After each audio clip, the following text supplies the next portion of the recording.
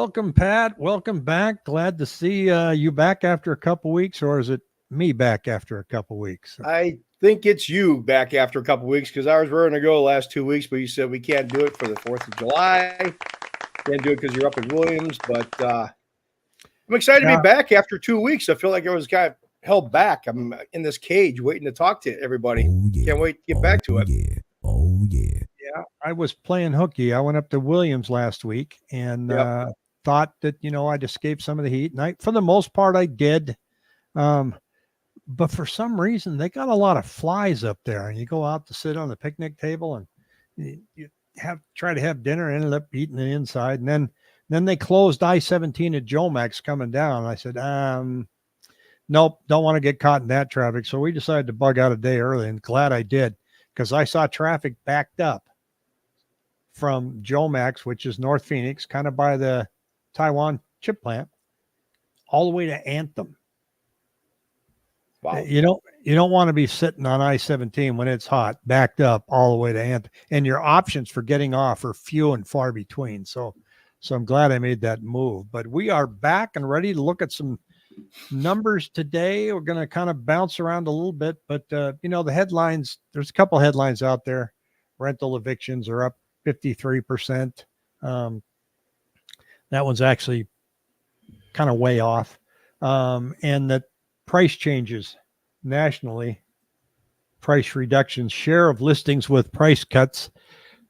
Zillow came out with this national map and shows us sitting down here at 29%. Welcome, Danila. Danila's back in the house.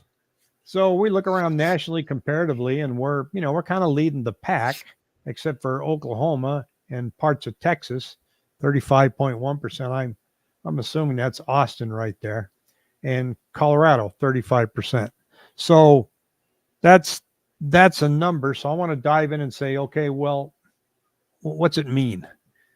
Because when people see that, sometimes they get confused and say 29%. Oh, they've reduced their prices by 29%. And they haven't. So when we look at our data here, number of price changes per week, we did spike up. Here was the 4th of July, that little tiny dip right there. And we're up to 2,436 from this last week and July 7th. So it's getting up there summer-wise. Now, I mentioned the other day, when do you cut your price? The first week after you list it? Nope. Second, maybe third. So when you look at price cuts now, those are listings that went on 30 to 45 days ago. People priced it. The price didn't work. Buyers didn't come in. They said, okay, let's lower it. Let's go. I found something interesting here because I looked at price per square foot. Average list price per square foot started out at the beginning of the year.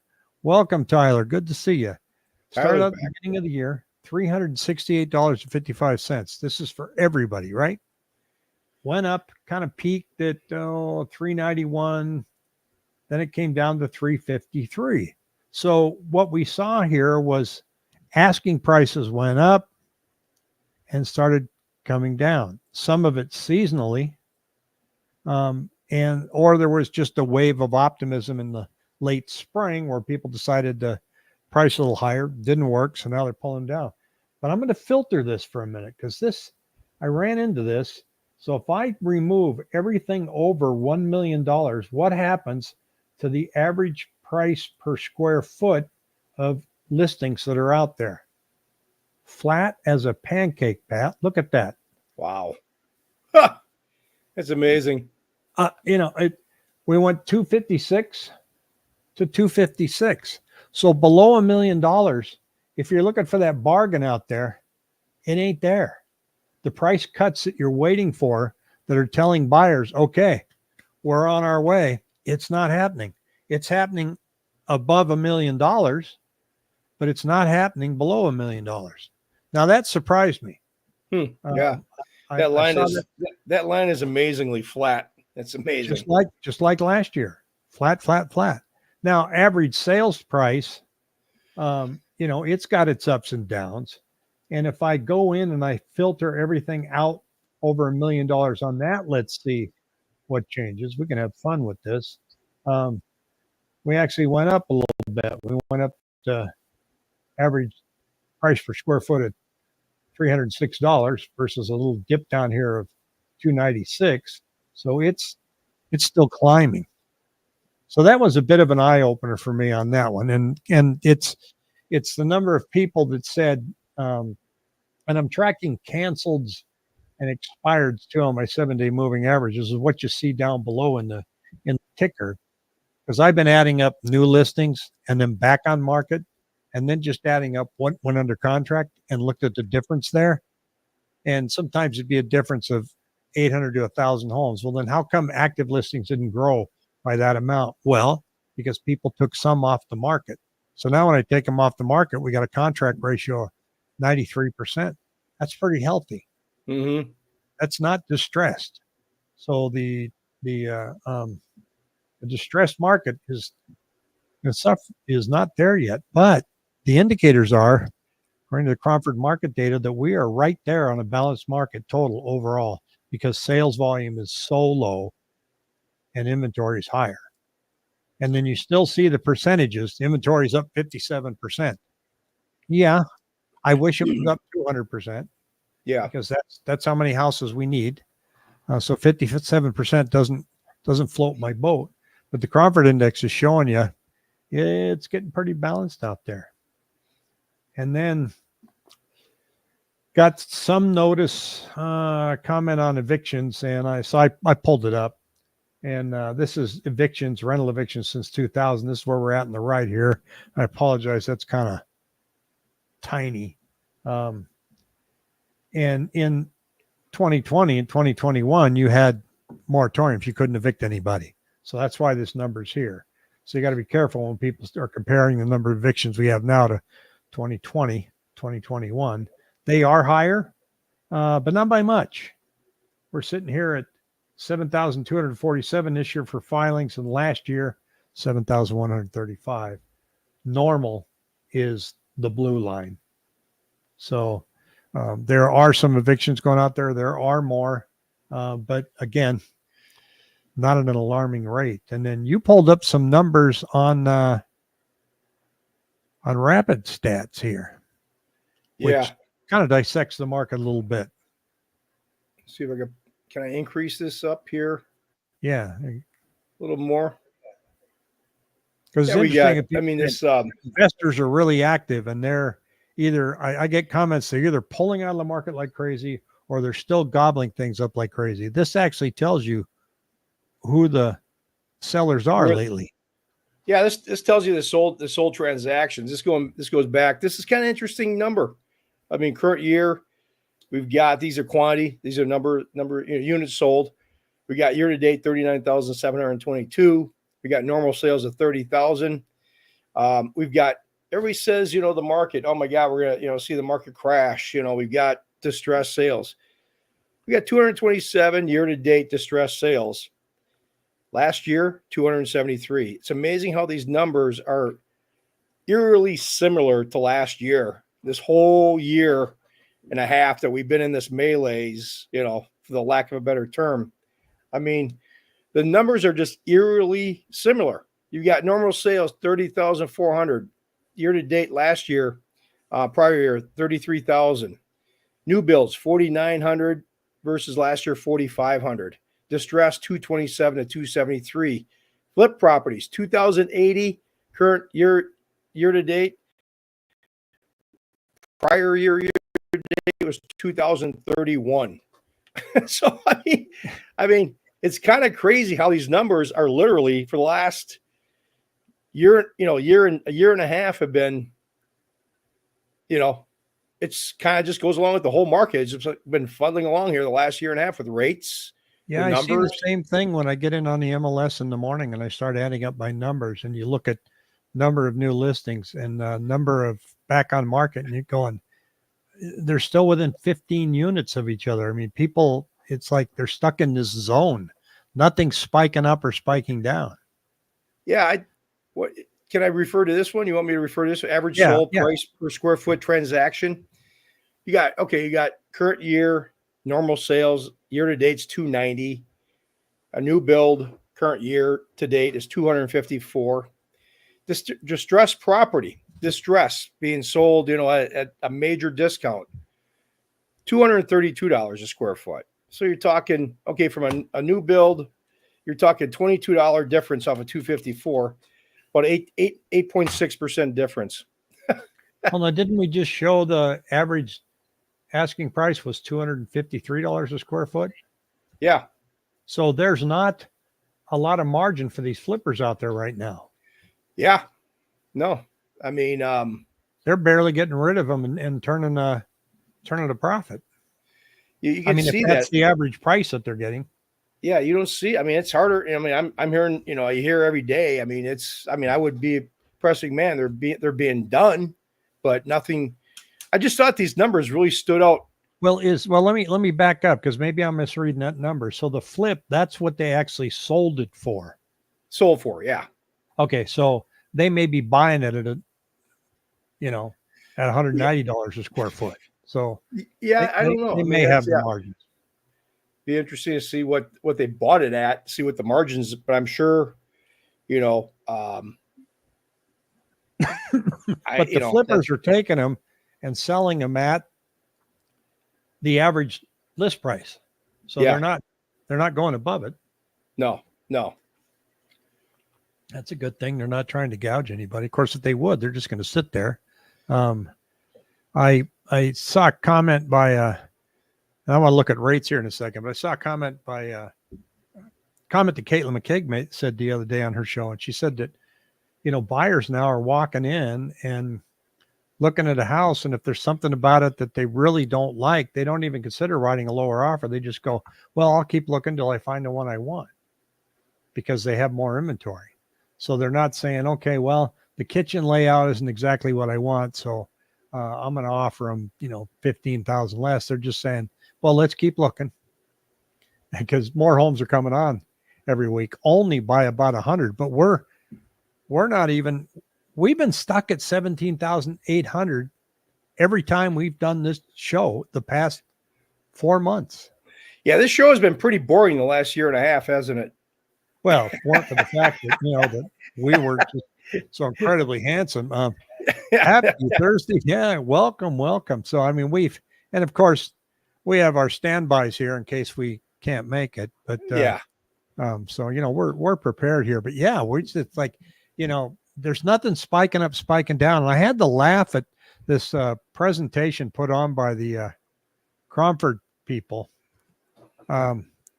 poking fun at Reventure Consulting. And they said, because I've seen him on the news everywhere. He's on New York Post, Newsweek, NORAD, GlobeFest, Yahoo Finance. And they all quote him as he's got a heck of a marketing guy. He quoted as a real estate expert. Prices declining. Home prices are slipping in Florida, Arizona, and Texas. This is from Altos. But he says homes on the market. Let's see. Altos is expecting the end of the year about 625,000 single-family homes on the market, which would be 19% more than a year ago. Again, that's not very many, but it's not going to give us this 40% crash and declining list prices, because we just went over the declining list prices. And for those that say, Rick, quit beating him up, you should have him on your show. I've invited him 3 times, folks. 3 times. I don't even get a reply. So I'm trying. I'm saying, and I've said, let's have fun. I don't agree with you, but let's get on the show and let's have some fun. Let's talk of the numbers, and if we disagree, that's great, but let's have a good time. And he has said no. So we're seeing rates 6.81, better than last week. And you are seeing more muddling, or things changed up a little bit here. I mean, we're seeing, it's been a couple of weeks since we've been on, but this last, it's been very interesting from a very quiet standpoint. The rates have improved quietly. I mean, we saw back in end of April, we saw, this right now, this was priced out at what, $97.50, this 5.5% coupon. Or no, not 97. let's see, 97.50. Close at 97, right around 97.50, but 97.5. We're now at 99, right around here, 99.57. So we come back a couple points since the end of April. So we've been in, these are prices, bond prices. And obviously rates go down inversely with that. So we've seen a nice, rebound in rates. I mean, we saw today, right now, just a quote, as I maybe quote, $475,000 purchase, 5% down, 780 FICO score. Obviously, everybody's rates would, vary based on the loan program, how much their credit score. But this is 780 FICO score. But I mean, you saw this is one lender I've got.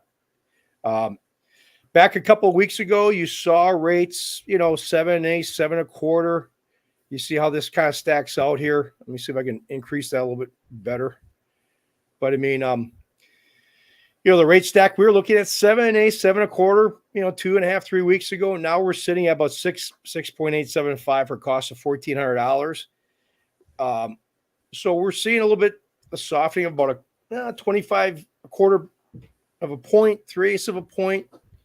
It's quietly gone down. I think it just feels, I'm just going by feel, and it just feels as though we have hit that peak that we've been fighting against the last year and a half on rates back in October. As I kind of said, I thought October was, we saw a little flare up here last couple, here and there. But last October, we saw the peak.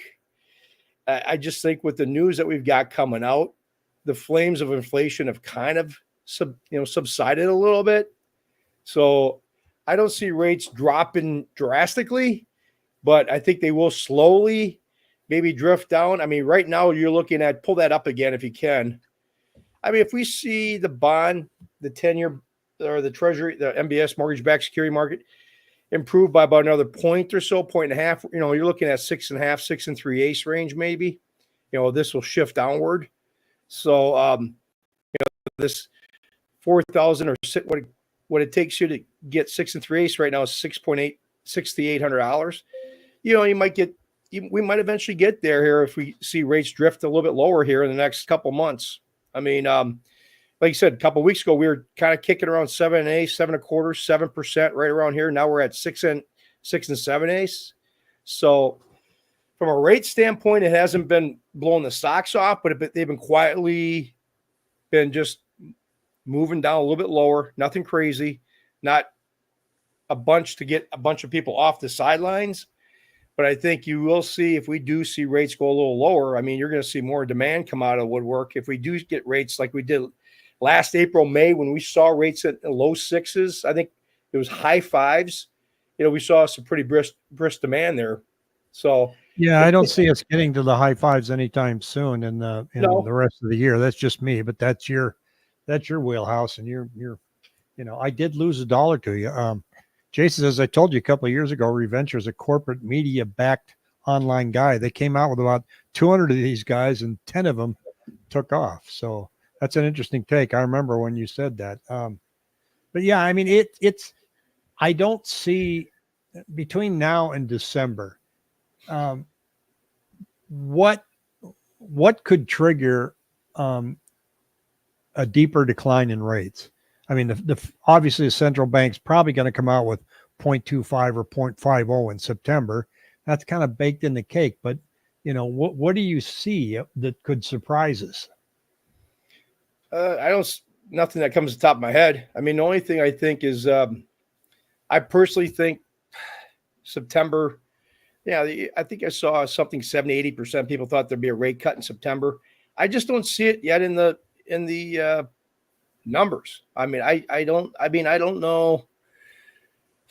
Nothing stands out to me that I see, and I go a lot by gut psychology. I look at what people are talking about. I read and dig into it, but now you get all these analysts. It almost seems like they're trying to get a rate cut because just to satisfy all the rate cutters. It's just like, and then you're going to see, and I don't know who to bet $1 on this, but you still got people going, well, they're going to cut it in September to influence the election.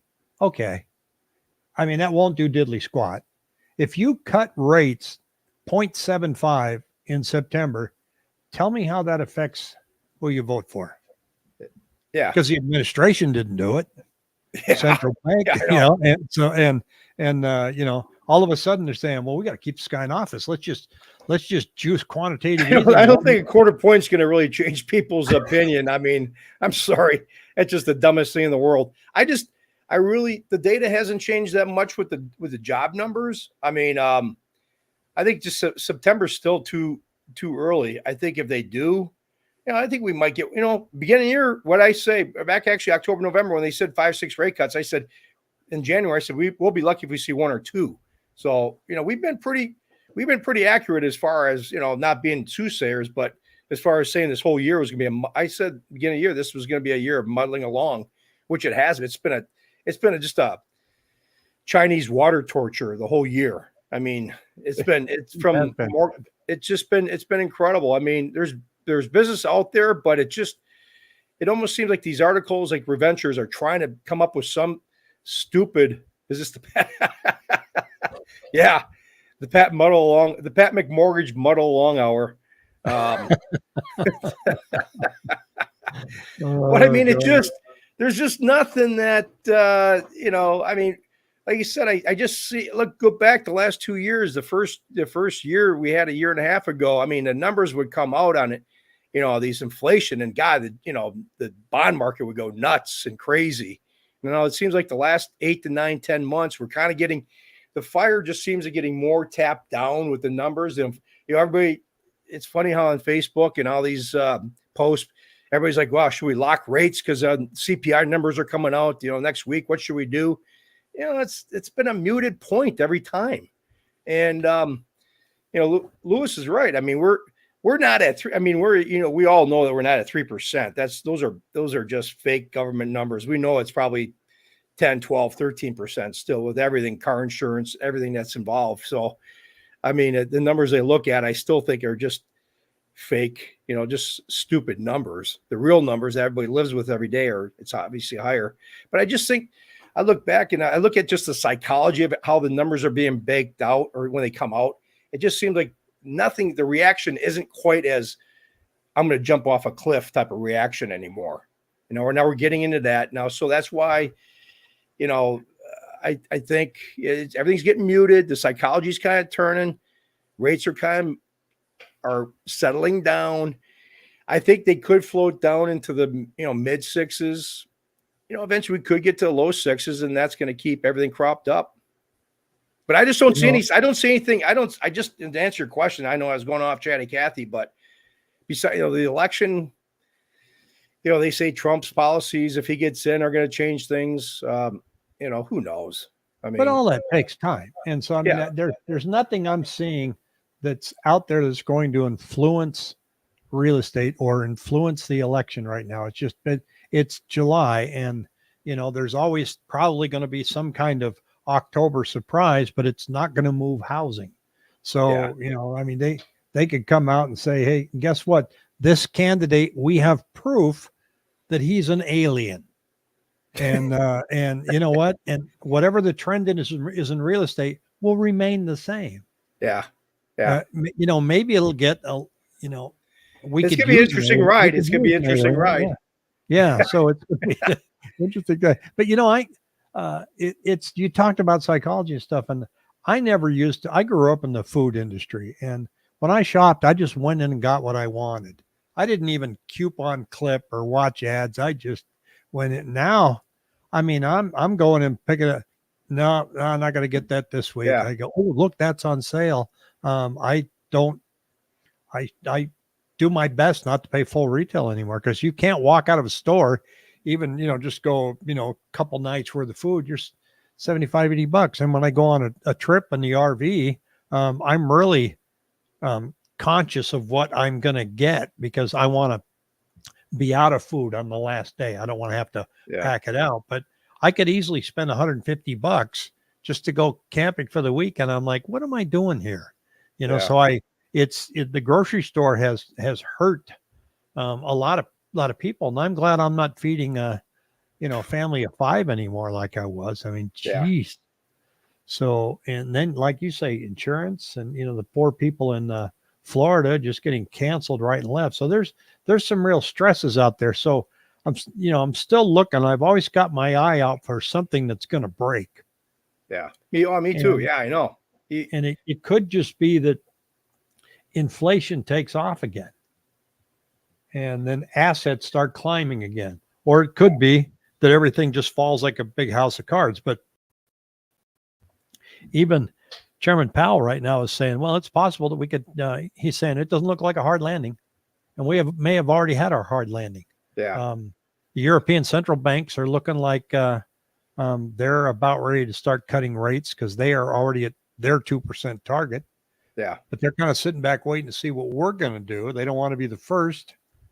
Canada cut their rates about a month and a half ago. Bank of Canada. Yeah. Didn't move the market, Pat, when it came to real estate. If rates long term could settle into the high fives, I think mid to high fives. I think that just seems like that's kind of the mean from the 2 3/4 to 7 1/4, 7.5 that we had. That seems like it's when it starts tipping 7 1/4, 7 3/8, obviously it has a huge impact. 7 1/4. You go from, I'm just looking at this rate chart, 7 1/4 versus let's say 6.5. You're talking about, let's see, 150. Yeah, it's about $225 a month difference. From 7 1/4 to 6.5. So $250 a month makes a big difference. Well, now you're seeing a proposal being floated out there capping rent increases at 5%. In what city has that ever worked before? Yeah. And what would happen to cars if we capped car prices? Well, there'd be fewer cars. Yeah. I don't know if you remember, you were probably in diapers, but President Nixon. I still am. Yeah. Well, they're called Depends, but Yeah. President Nixon instituted all these price controls when inflation was out of control in the 70s. My brother worked at a pay and save store across the street, a variety store, and I worked at McGlenn's Thriftway, a grocery store. And you couldn't get a raise until a certain amount of time has passed unless you got promoted. And there were restrictions on food categories like meat. Well, you couldn't increase the price of beef unless it was a different type of beef. And that's where Safeway Select came from. They took a regular old steak and said, well, let's change the name. We'll call this premium. And then they could ask more for it. So my point is, go ahead and put the 5% cap. They'll just be workarounds. Oh, yeah. And what you're going to find is that you're going to say, well, I'm not going to buy a multifamily place because my income's going to be capped, yet my expenses won't be. So my income from my multifamily unit is going to be capped at 5%. What happens if my utilities go up, my labor goes up, my taxes go up? I'm not interested in that product anymore. Yeah. And that's what caps do. Everybody in my grocery store one day had name tags on that said vice president. Yeah. Everybody, the produce guy, they all got promoted to vice president so they could get a raise. Yeah. It's interesting. Why it sensationalizes a crash when people list it that high, no one talks about it, but when the reprice is aligned with the market expectations, people call it a crash. I'm glad you brought that up because what I'm talking about is the asking price and not the sales price. So there is what we call wish pricing, which I'm going to try and ask this much for it. But the overall market for how much something's being sold, when the people are saying that things are going to crash, that's what they're talking about. The actual sales price of the asset went way, way down, 20 to 30%. We've already seen that. We saw it go down 47% in 2008. But right now, what you're experiencing, especially in the over $1 million, was people priced way up here, didn't work, so they pulled it back. But you can see that the average sales price is not going down. And if you look at anything under $1 million now on their asking price, it's pretty flat. Now, the argument can be made, well, they're still asking too much. Yep, probably. Mm-hmm. Probably. It'll sit there for a while. We'll see. It's time till the time sellers come to terms with realistic market expectations, these blips are going to be there. I think we need to, the $1 million market is very seasonal. So nobody's, the smart money isn't here in town. They went somewhere else. It's too freaking hot. So that market always goes down in the summertime. It's seasonal, but the rest of our market is, for lack of better terms, muddling. Sellers are going to ask whatever they think they can what they're going to get based on what's already sold. And as long as buyers are willing to pay that price, the sellers will have a market. Until the buyers are not willing to pay that price, then they're just going to have to pull it back. But here's their challenge. The inventory levels are also muddling along. We're not seeing an increase in inventory that puts pressure on sellers, especially when you look in certain price points. We're sitting here at just about the same as we've been since February. No change. I pulled up a spreadsheet on price cuts as a percentage, and like 14% of the homes in Buckeye had a price cut. This was before the 4th or after the week after the 4th of July. No, the week before the 4th of July. The highest one I have on here is Levine at 25%, and Cave Creek's at 9%. So there isn't anybody in here that jumps out that's cutting their prices more than other areas. Luis's prices haven't decreased at all. Everything looks as expensive as 2022. We have gone down a little bit since 2022, but I could have swore Yellen said back in like the beginning of 22 that was going to be transitory, right? Is this the trend? Is this like, did she mean transitory decade? Yeah, that's right. Yeah. It's going to be, don't worry about this inflation. It's transitory. So. I remember I was all over that one the first time I almost choked on when I started reading that. I every time I see it, it just made my blood boil. Just the stupidest comment I've ever seen. Well, Jorge here says sellers look to be willing to wait. Have a few homes in my neighborhood sit in the last 2 months, no price reductions. Yeah. Time is not on your side. If you've overpriced, then and you're holding on to your price, you're not going to get it. The price you're going to get's the price you're going to get. It all depends on how long you're going to wait to get there. So, what they're doing is they're saying, well, I'm just going to put it out there. If it sells, great. If not, I'm going to take it off the market. I mean, the sales that are really happening is people that have to do something, a divorce, a move, a job move. They bought something else. That's really just the people are being forced to do something on a specific time frame. Corporate moves, and a lot of school districts. People don't know this that don't live here in Arizona. They started this week. Yeah. I know. When I first moved here, was in Ocotillo, and they had a bus driver that picked up my son, and Ocotillo it's kind of got a road called Jacaranda, and the bus, she didn't know where she was going, and she didn't speak English, and my son's in the 5th grade, and I'm home and I'm waiting for him, like, what the heck, where is he?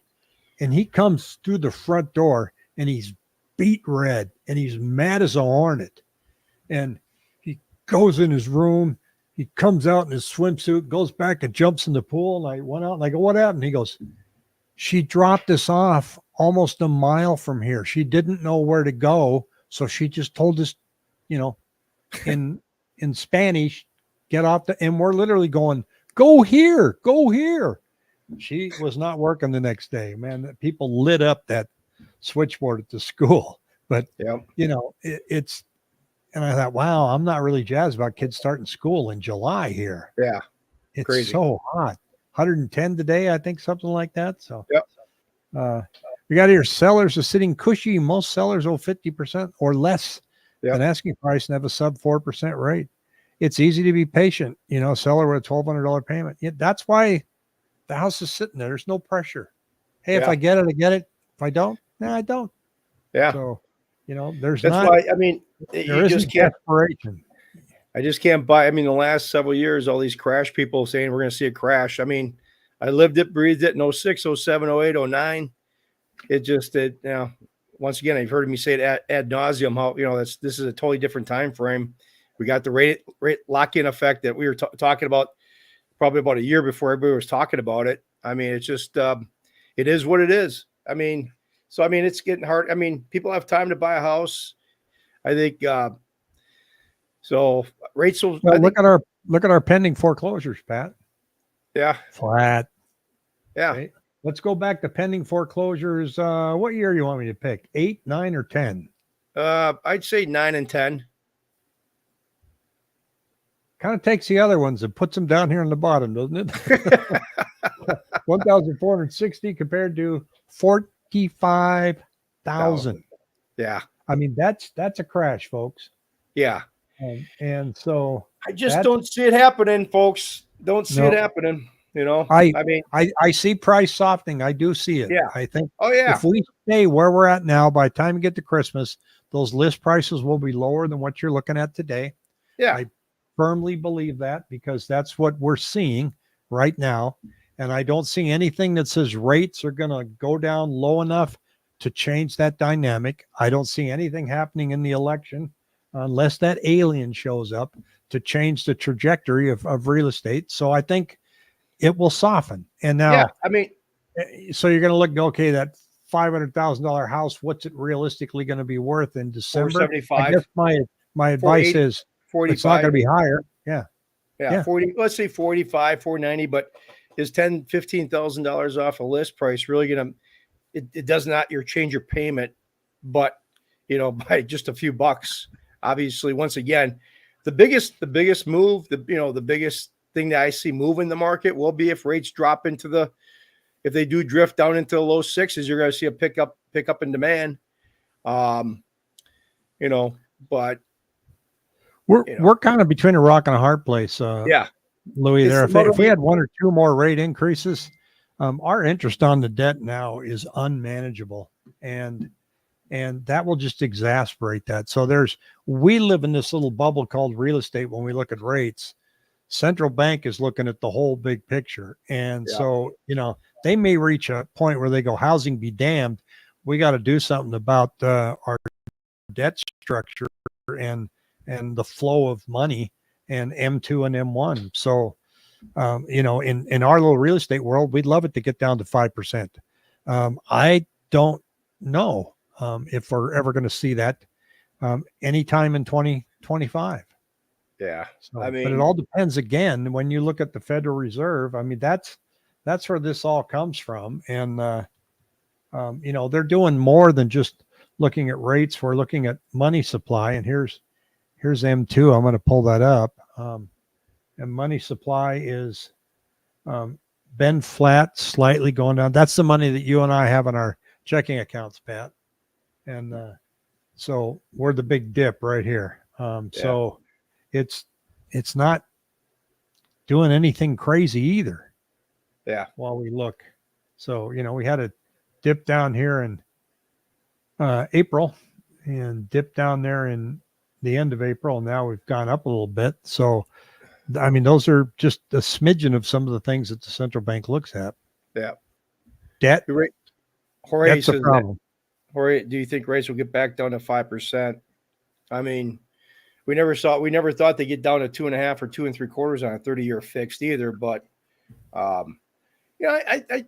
eventually looking a year out, next June, July, I mean, I wouldn't be surprised to see rates in the high fives at some time, but anything, mid to high fives, it just seems like it's more of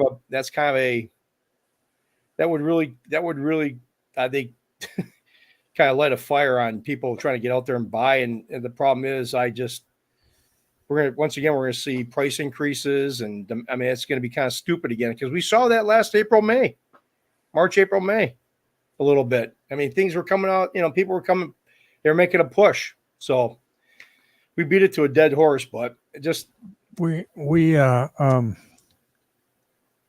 so we've got Jorge here saying, do new builds make up the majority of homes sold recently? Maybe resale isn't able to compete, so they sit. No, I think we just looked at that chart, didn't we, Pat? And on sold listings, and it was not. Let's see if I can sold listings by dwelling transaction type. That's what we looked at, right? Yeah, sold list. Yep. Okay. So here we are. So we're looking at month to date, 124 new build, normal sale 1,800. So it's not huge. It depends on the city. If you're in Buckeye, yes. Maricopa, yes. Queen Creek, but total 124. Year to date 4,900. Normal sales 30,000. So some neighborhoods are getting hit hard.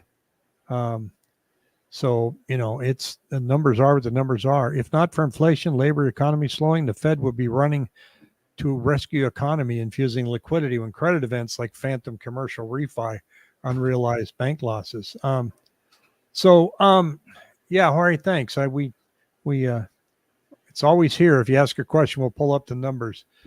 That's when rate would be cut, autopilot trending down. So, yeah, and that's what I mean. There's a lot of iffy stuff out there. If something breaks, I'm trying to pull this off there, Pat. There we go. If something breaks, yeah. We want rates to come down, but rates will have to come down for a reason because something else broke. Yeah. Be careful what you ask for. You might just get it. And if they do lower them too fast, then inflation, takes off. So, I mean, we could debate that till the cows come home. Even the experts don't get it right. So, we're not going to. They didn't get it right in 08, 09, and 10 either. So, because No. 99% of the people were on the wrong side of the trade. So, let's see. Prices got ahead of themselves and sideways from there. Yeah. Yeah. It all just got pushed forward or pushed backwards. Yeah. So it's, in Arizona, we like to blame everything on California, but prices went up nationally, and California can't do all of that. Yeah, the California argument went out several years ago because it's definitely across the board. Jason, the next meetup in Phoenix, I think, is going to be towards the end of September. We're talking about that already. Probably going to be in the Chandler area. I found a nice place down there that we can go to, and maybe even go back to that place downtown Chandler, that Craft 64. Yeah, that was a great setup, but I don't want to do that when it's hot. So why not? We'll see who the real viewers are when it's 115. All righty. Yeah, that'd be fun. We're working on some other behind the scenes stuff here too. Always trying to come up with some new ideas. So, but we switched from Friday at 3 to Thursday just to kind of let people, like us, be able to break free on the weekend if we want. So, but other than that, Pat, stay inside and I tried watching the convention for a little bit, and it's like watching paint dry. That's so boring to me. Hey, it's in the state of my home state of Wisconsin, so we're getting some good thank you, Real Life. We're getting some good press in Wisconsin finally, as always. But there's nothing much. I'm just looking at just real quick. I'm looking at the economic calendar next week. GDP, comes out. I mean, that's some of these numbers have gotten less and less important. I mean, I think we've got the GDP hasn't moved the bar. Core PCE is coming out Friday. So, but that's certainly going to be an interesting number to see. So other than that, it's just same old. So we'll see what happens next week. All right. We'll just muddle through the weekend. All right. Yeah. All right, buddy. Take care, everybody. See you. See you, Louis. Take care.